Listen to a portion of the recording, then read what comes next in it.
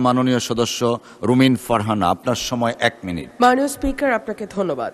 মাননীয় স্পিকার, আমাদের ব্রাহ্মণবাড়িয়া জেলার সরাইল উপজেলার 9টি ইউনিয়নে প্রায় 3.5 লক্ষ মানুষের জন্য একটি হাসপাতাল আছে যেটি মাত্র 50 শয্যা বিশিষ্ট, এবং সেই হাসপাতালটা নিজেই একটা রোগীর মতো, কারণ এখানে প্রয়োজনীয় সংখ্যক চিকিৎসক, কর্মচারী, চাহিদা মাফিক ওষুধ, অত্যাধুনিক যন্ত্রপাতি, এই সকল কিছুর সংকট বিদ্যমান।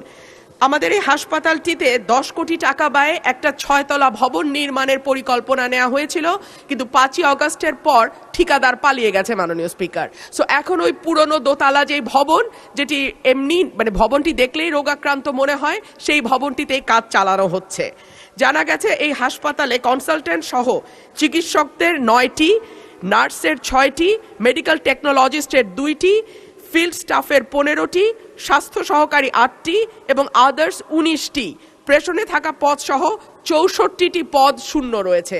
সুতরাং মাননীয় স্পিকার, ধন্যবাদ মাননীয় সদস্য।